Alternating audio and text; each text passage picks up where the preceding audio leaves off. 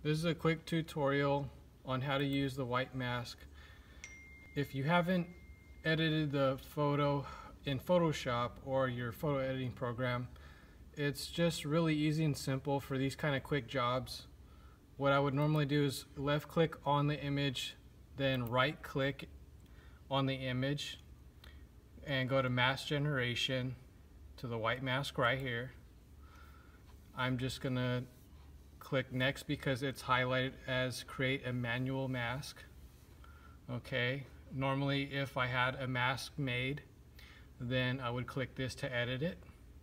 There's a bunch of different types. The most commonly used is this one that just puts white underbase under the lighter areas.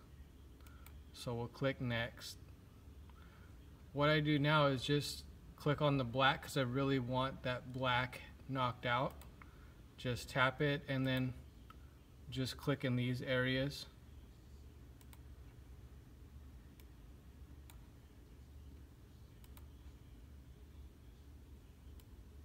Okay, now if we have somewhat of a not so great quality photo, we can zoom in and you can see that there are these pixels right here.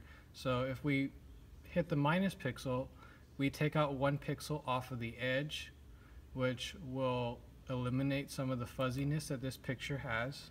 If we want more, we can do that as well. Or we can add the pixels back.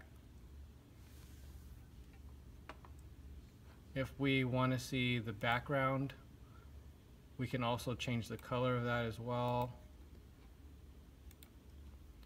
And we can clear it back again, back to normal. Also, I'll just click next. I want this smooth.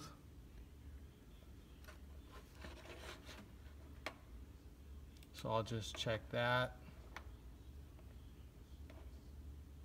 I'll click finish. Another feature too is the choke. We'll just right click that. I click right here on spot colors. I have mine set to 0.03.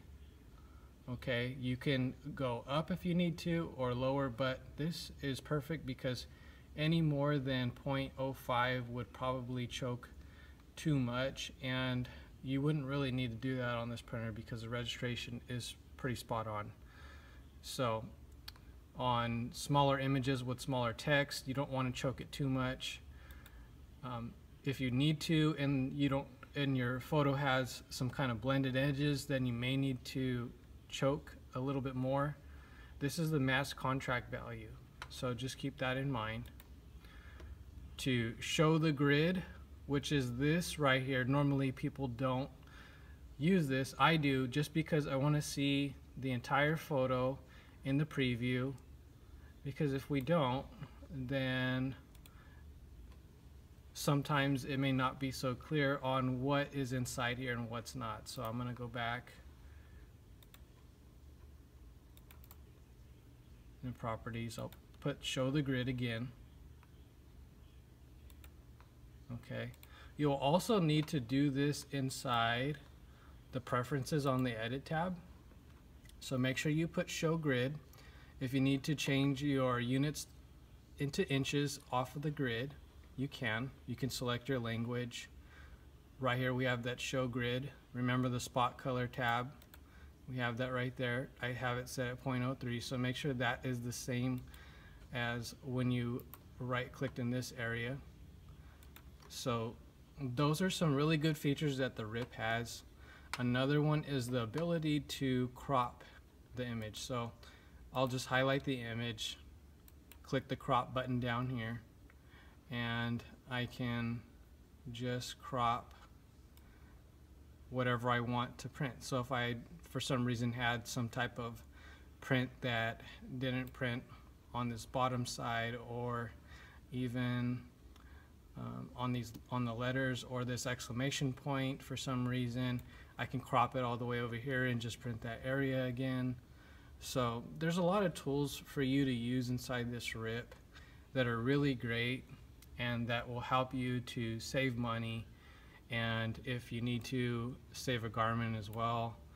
And for these quick jobs that people have really not so great artwork, the white mask program inside here and editing program works great for those really quick jobs that you need to get out the door, and that people understand that their artwork isn't the greatest and that you just need to get the job done for them. The RIP works great.